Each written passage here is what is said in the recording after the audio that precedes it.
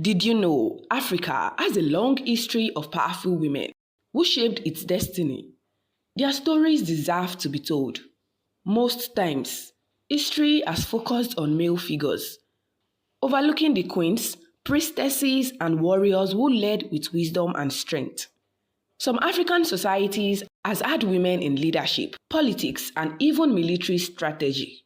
These women ruled, revolutionized, fought against oppression, and shaped the future of their people. One of these is Queen Muumuza. She was a queen, a warrior, a high priestess.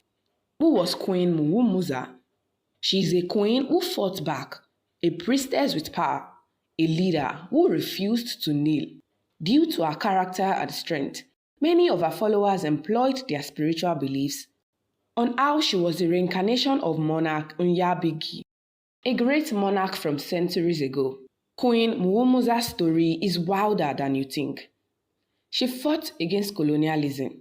She didn't stop even when she was captured by the colonialists. Queen Muumuza's fight against colonialism raged on even behind bars. Her resistance is a legacy. Her impact has been everlasting. Queen Muumuza didn't just fight, she sparked a revolution. Think African queens didn't fight? Think again. This is Queen Idia, the warrior queen of Benin, who led armies, built an empire, and changed history. She was a tactical genius and royalty.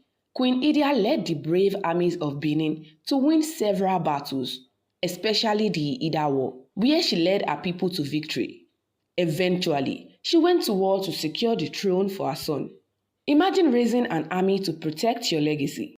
Queen Idia did just that, to ensure her son became the Oba of Benin.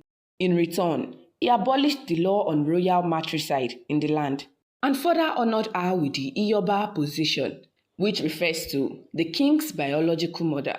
It was the highest honor for a queen mother. Long after her death, she is still a source of inspiration to women across Africa, a reminder that a woman can do so much.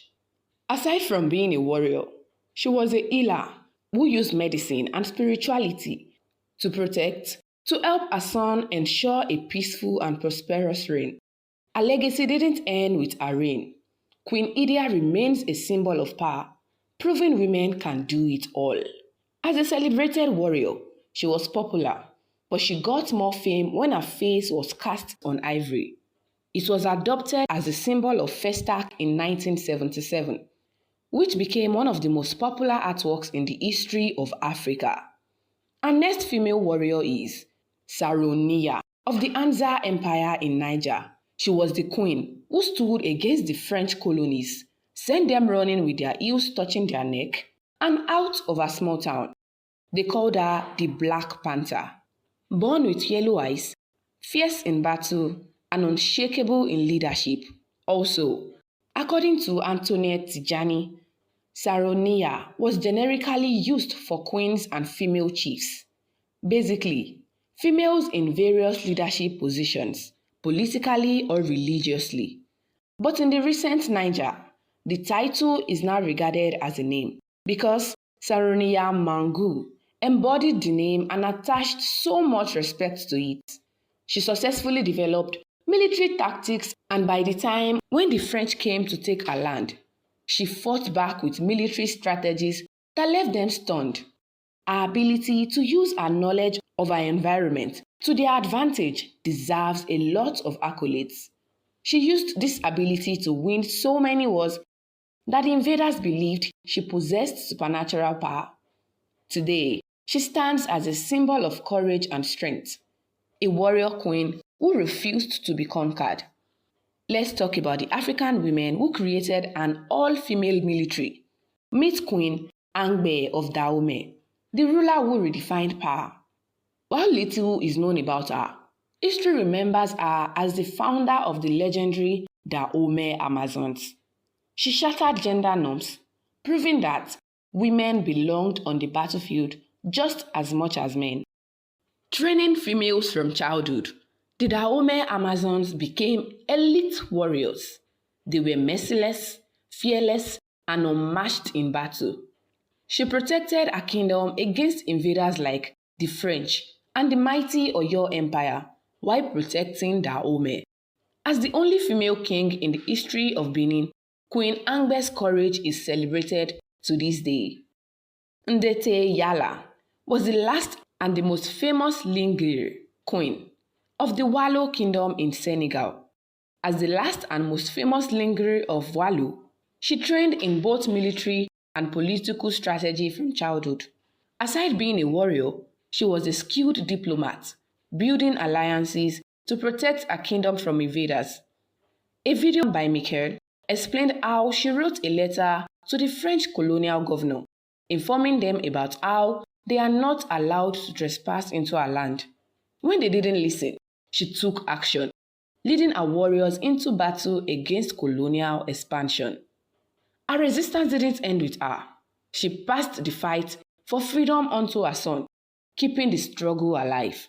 Today, her statue stands tall in Senegal, a lasting tribute to her strength, leadership, and defiance. Meet Queen Nzinga, the last of our female African warriors. For 37 years, she fought against colonial forces, negotiated with invaders, and led with unmatched intelligence. Queen Nzinga's political journey started during the fight against the Portuguese invasion, after which she took over power due to her brother's death.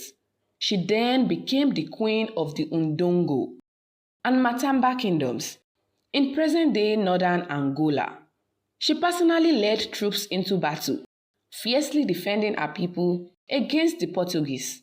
As a master of strategy, she balanced diplomacy with war, outwitting the Portuguese at every turn.